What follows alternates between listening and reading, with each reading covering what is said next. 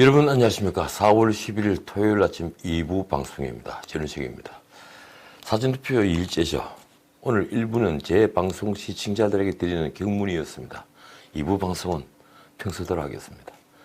어제 저는 MBN 판도라를 녹화하고 왔습니다. 제가 발제한 내용은 이렇습니다. 이번 선거에 영향을 미친 이슈는 감염병 사태, 경제, 그리고 통합당의 땡땡땡이다.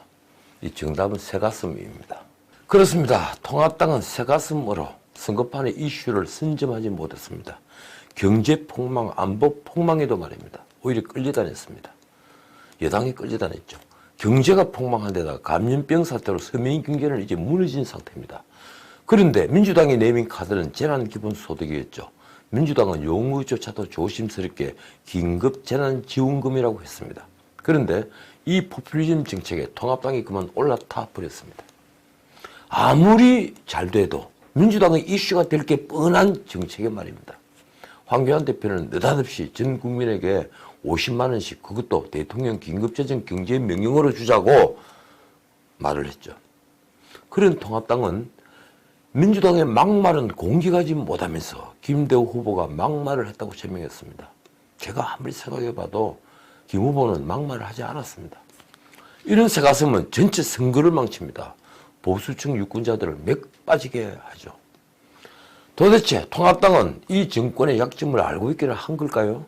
먼저 우리 사회를 흔든 감염병 사태에서도 문 정부의 초기 대응 실패는 완전히 파묻혔습니다. 야당이 제대로 이슈화하지 못한 탓이 크죠. 이러니 어르신들의 각고의 희생과 높은 시민의식으로 감염병이 진정되자 방역이 성공했다며 그 공을 문 정부는 통째 채갔습니다. 그러면서 이틀이 멀다고 이른바 문전뉴스를 쏟아내고 있습니다. 문 대통령이 전화를 받는 각국의 정상과 통화를 하는 그 뉴스 말입니다. 솔직히 이 문전뉴스는 낯 뜨거워서 듣고 있기가 민망할 정도입니다. 각국의 총리나 대통령과 하는 통화 내용은 늘 같습니다. 진단키트가 필요하다. 한국의 모범적인 방역 노하우를 공유하자. 뭐 이런 내용이죠. 어제는 드디어 빌 게이츠까지 등장을 했습니다. 아마도 청와대 보도자료가 원천이겠지만 거의 모든 언론은 빌 게이츠의 강한 요청으로 통화가 성사됐다는 걸 강조하고 있습니다. 그러면서 빌 게이츠가 대통령을 직접 만나서 감염병 극복을 위한 노력에 감사드리고 싶었다. 또 이 말을 빼놓지 않았죠. 문 대통령께서 지도력을 보여주셨다. 어떤 뉴스는 이걸 제목으로 뽑았습니다. 왜 하필 빌 게이츠일까요? 각국 수반들과 통화하는 걸 홍보하는 것도 이제 좀 지나쳤다는 판단을 한 것일까요? 제가 대통령이라면 수화기를 들고 있는 이런 사진은 어색해서라도 찍지 않겠습니다. 그런데 문 대통령은 뉴스마다 수화기를 든 사진이 다른 걸 보니 참 열심인 것 같습니다.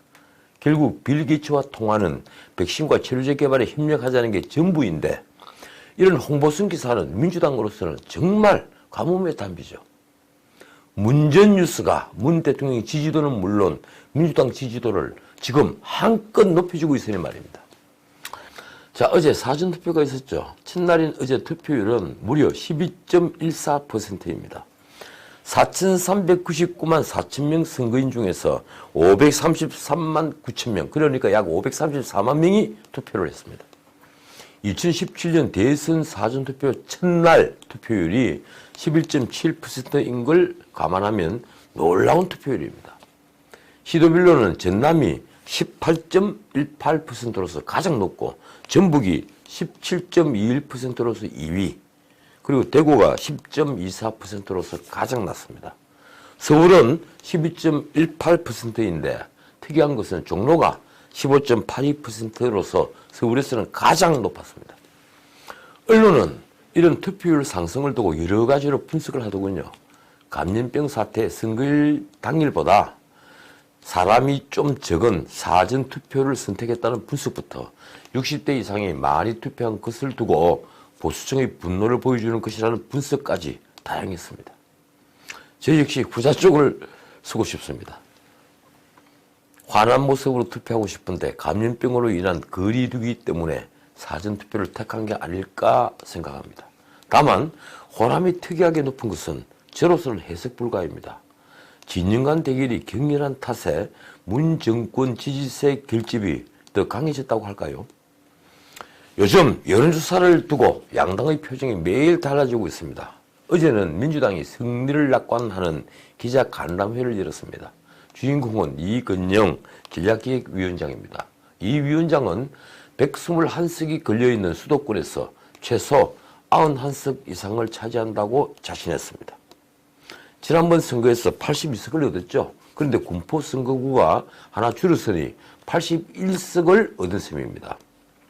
그러면 이번 선거에서 최소 10석을 더 얻는다는 놀라운 자신감이죠.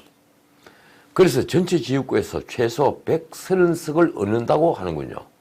이 위원장은 비례대표 투표에서도 더불어시민당이 17석을 얻어서 합계 147석의 안정적인 일당이 되겠다고 했습니다. 그런데 뒤에 덧붙인 말이 참 재밌더군요. 저희 당의 역량인 측면도 있지만 야당의 문제라고 본다. 대안으로서 자리매김이 안 되다 보니 수도권에서 민심이 우리 당으로 많이 옮겨온 것 같다. 참, 그러고 보니 야당이 이제 여당의 전략기획위원장으로부터 이런 말을 듣는 처지가 되었습니다. 얄밉지만 이 말은 어느 정도 사실입니다. 그는 우리가 갖고 있지 못했던 지역에 대한 기대도 있다면서 8석이 걸린 강원도 판세에 어닝 스프라이즈를 기대한다고도 했습니다. 7석의 대전은 지난 총선에서는 4석을 얻었는데 이번엔 석권할 수 있다고 자신을 했습니다. PK 부울경 지역도 현재와 같은 8석 정도를 유지할 수 있다고 했더군요. 그렇습니다. 그만큼 공개금지 전 마지막 여론조사에서 여당은 야당을 압도하고 있습니다. 만약 그 여론조사대로라면 여당은 150석 이상을 가져가겠죠. 그렇지만 어제 방송에서도 제가 말씀드렸다시피 여론조사는 어디까지나 여론조사에 지나지 않습니다. 진짜 표심은 지금 요동치고 있죠.